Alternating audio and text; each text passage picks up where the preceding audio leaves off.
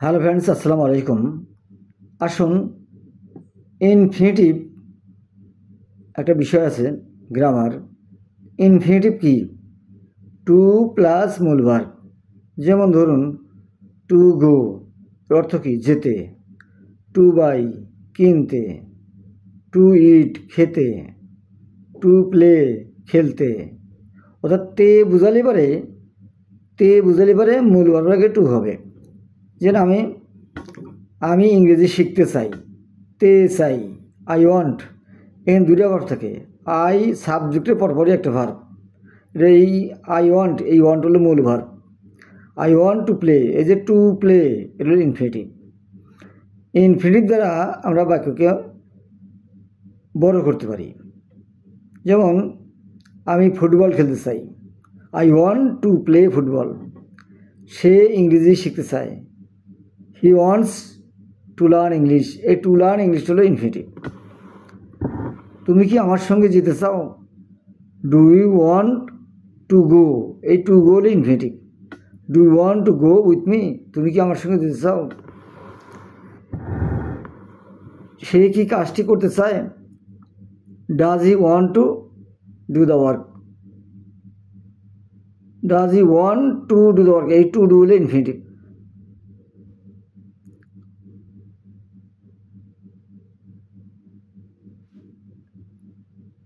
সে কি একজন শিক্ষক হতে চায়? এর দুইটা ভার্ব আছে, চাওয়া একটা ভার্ব আর হতে চাওয়া। এই হতে এটা হলো ইনফিনিটিভ। ডাজ হি ওয়ান্ট, এই যে টু বি, টুর পরে আমি বি লাগালাম, এই টু আর বি সমান সমান হলো infinitive. Does he want to be a teacher.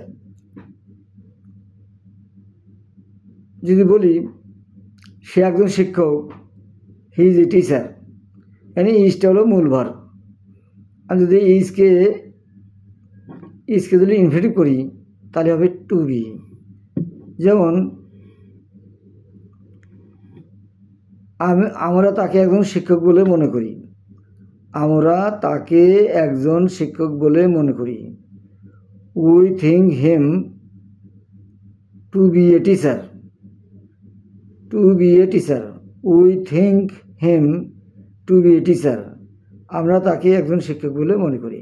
এখানে টু বি, ইজটা টু বি হয়ে গেছে, আর টুর পরেই দিতে হবে মূল ভার্ব।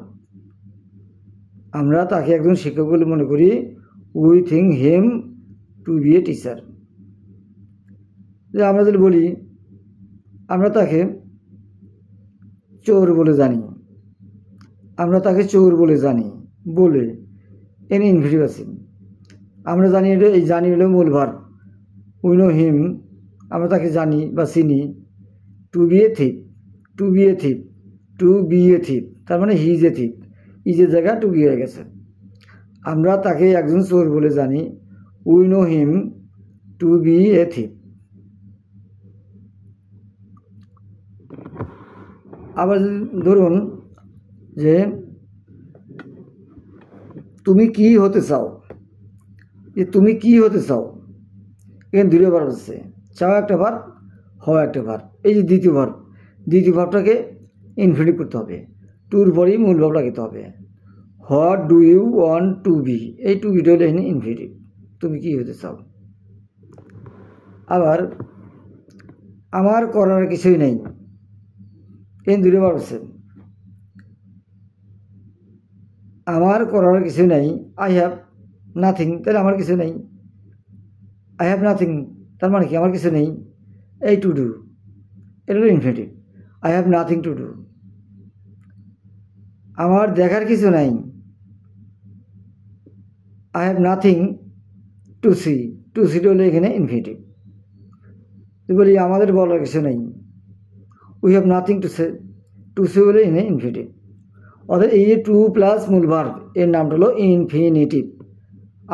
INFINITIVE, infinitive. আশা করি বুঝতে পেরেছেন। টু প্লাস মূল verb, to go, to plus মূল verb, to go, to see, to write, to do, to eat, to know, to buy, to be, এগুলি সব হলো ইনফিনিটিভ। ইনফিনিটিভ যোগ করে বাক্যকে বড় করা হয়। একটা সুন্দর প্রসেস বা প্রক্রিয়া। যেমন আমি মাছ কেনার জন্য বাজারে গিয়েছিলাম, তো মাছ কেনার জন্য বাজারে গিয়েছিলাম, এখানে দুটি ভার্ব, যাওয়া এবং কেনা। তো একটা ভার্বকে ইনভার্ট করতে হবে। আমি মাছ কেনার জন্য বাজারে গিয়েছিলাম, তাহলে সাবজেক্টের পরপরই যে ভার্বটা হবে সেটা হলো principal verb. I went to market, কিনতে, এই যে to buy fish, I went to market to buy fish, এই টু বাই হলো ইনফিনিটিভ। আশা করি বুঝতে পেরেছেন। Thank you.